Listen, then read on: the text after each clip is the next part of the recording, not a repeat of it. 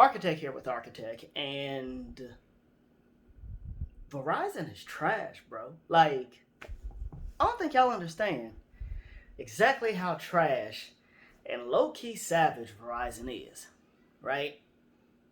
And it all boils down to their 5G and what they did with 5G. If you have, if you bought, especially if you bought like a Galaxy S20 FE ultra wideband version, so you could have access to Verizon's 5G, you should definitely hate Verizon right now. Like, you should walk into a Verizon store and punch the first employee that you see. I mean, not actually, don't do that. Like, don't go around punching people saying architect told me to do it. Don't do it. But, I mean, you should probably do it. Let me tell you why.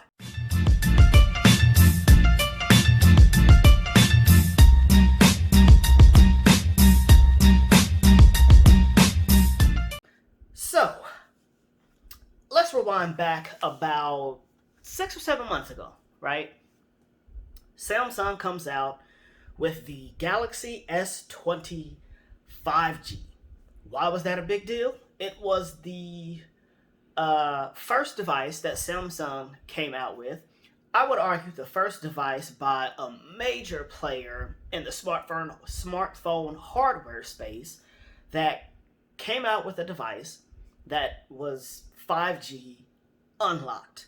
Prior to that, most of the devices that you could buy that were 5G specifically only worked with whatever carrier you bought that device for. For example, 5G on the Galaxy S10 5G, if you bought the AT&T version, it didn't work with the Sprint version, or it didn't work with Sprint 5G.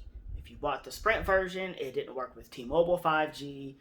They use completely different antennas. You could not buy an unlocked 5G device, not from a major player like Samsung.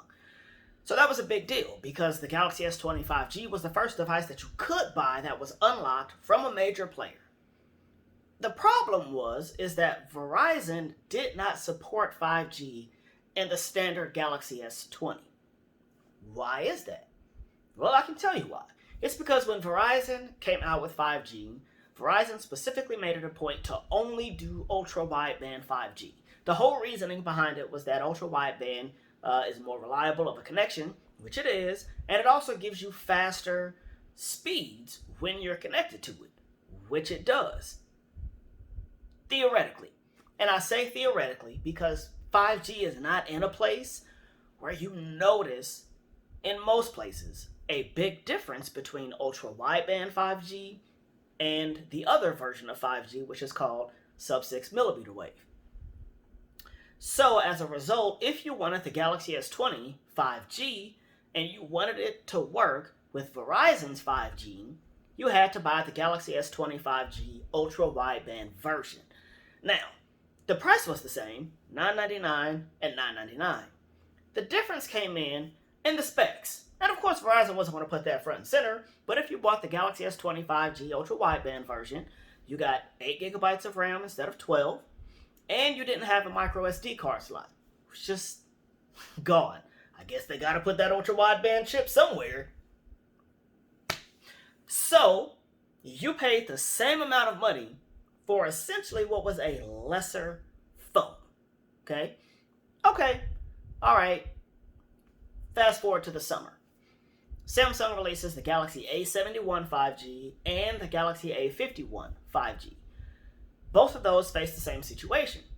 The unlocked version did not work with Verizon's 5G because they did not support ultra-wide band. If you wanted a version of those phones that supported ultra-wideband, you had to buy that specific version for Verizon, which ultimately cost more money. Now, fast forward several more months to literally last month. Verizon announces less than a month ago, I believe.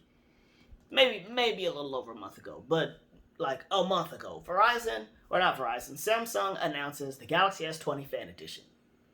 Huge thing, right? It was a huge deal because it was Samsung's first device that was priced as a mid-range device that's actually better than pretty much any other mid-range device out there for that amount of money. But if you wanted Verizon's version, if you wanted the S20 Fan Edition that worked with Verizon's 5G, because it was only ultra wideband for Verizon, only the best for Verizon's customers, right? Only the best. You paid a premium of $149. Yes, Verizon's version of the Galaxy S20 Fan Edition, the one that worked with ultra wideband, cost $749.99. That's a whole $150 more than the unlocked version. You literally paid $150 more for the ultra wideband chip. Like, that was it. That's the only thing that Verizon's version offered. Why does that matter? Why are you telling us all this, architect? Oh, we're getting there. So, last week, as you know, last Monday, the 13th, Apple released their new iPhones. All of them are 5G.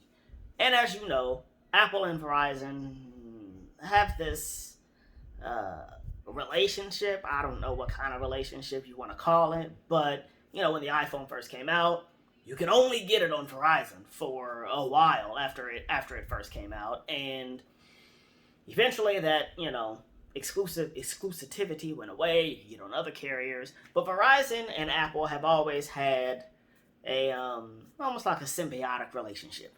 Okay, so naturally, when Apple released their iPhones, all of them having 5G, Verizon also unveiled their nationwide 5G network. Great, awesome, right? Like that's perfect, right? Because I just bought this Galaxy S20 Fan Edition ultra wideband, so I would have access to Verizon's 5G when it was enabled in the city that I live in. I future-proofed myself because I knew Verizon's 5G was coming. Not exactly. Here's where Verizon kind of stuck it to you. And by kinda, I mean completely. What Verizon did was they enabled their sub-6 mmWave 5G. That is correct. So, all of those people that bought the unlocked version of Verizon's Galaxy S20, you know, the one that's better than the ultra wideband version for the exact same price, they now have access to Verizon's mmWave 5G. All of those people that bought the A71 and A51 5G unlocked, they now have access. All those people who literally a month ago bought the unlocked version to use with Verizon because they didn't want to pay the extra $150. But you did. You said, I'm going to pay that extra $150 because I want to future-proof myself. They now have access to the same 5G that you have access to. Now, that being said, once ultra wideband comes to your city, if it's not already available, you will have access to it. And the other person won't. I don't know what's going on with my language skills today. The other person won't. But the thing is, it's like, it goes back to what I said earlier. 5G is not really at a place where it makes a difference in most cities, whether you have ultra wideband coverage or millimeter wave coverage. So simply having access to ultra wideband doesn't on its own give you a better 5G experience than what you're going to get on millimeter wave. I have Sprint, T-Mobile, whatever they call themselves now. I have them. I have that. And I live in Indianapolis. And ultra wideband coverage is available in Indianapolis, along with millimeter wave. I actually find myself in situations where I get considerably faster speeds just using 4G LTE than I do on 5G. Now, that's not everywhere, and that's not always the case. Most of the time, I'm getting faster speeds, especially when I'm like at home inside of my house or at work inside of the office. When I'm on 5G, I get much better speeds. But coverage is still pretty spotty with 5G. I'll be driving down the street and all of a sudden, I have no internet access. It's just gone. I'm listening to YouTube music and it just stops. And then I drive down the street a little bit further and it comes back. I didn't necessarily have that problem nearly as much with 4G LTE. 4G LTE is a much more mature network, much more widespread network. As a result, you get much better coverage with it. But I mean, really, you just paid $150 to have access to something that doesn't really make a difference at this point. Especially when Verizon touted it as, oh, we're only doing the best for our customers, only ultra wideband, we're focusing on our ultra wideband network, we're trying to make our ultra wideband network nationwide, only to come out and be like, well, we went ahead and enabled millimeter wave anyway. It's basically a waste of $150, especially if you live in a city where you have millimeter wave coverage, but not ultra wideband coverage. It's literally a waste of money. Either that, or in the case of the Galaxy S20, you cornhole yourself, pigeonhole yourself, whatever the phrase is, into a lesser device to have access to a service that you don't even have access to yet. If you live in a city with ultra wideband, sure, you're going to have a bit better coverage and you might even get a bit better speeds, but I can guarantee you it's not going to be as noticeable and as big of a deal as you think it is. All those commercials and ads that you see where Verizon is like, oh, our 5G is better. You have to remember that those ads are done in, number one, very strategic places, right? So while it looks like it's random, oh, we're just going to grab this guy from off the street and we're going to compare 5G network speeds. It looks like it's random, but it's not. They're in that specific spot for a very specific reason. It's because that is the area where they can get the best 5G speeds compared to the competitors' 5G speeds. So don't let those ads fool you. They are hyping it up. I am glad that Verizon now has a nationwide 5G, but you might have just got the short end of the stick from Verizon. So, I'm sorry, I guess. Let me know down in the comments below, are you one of the people who went out and bought one of those specific Verizon devices so you could have access to Verizon's 5G, only to find out that they were going to open up their 5G network to sub-6 a couple weeks later anyway?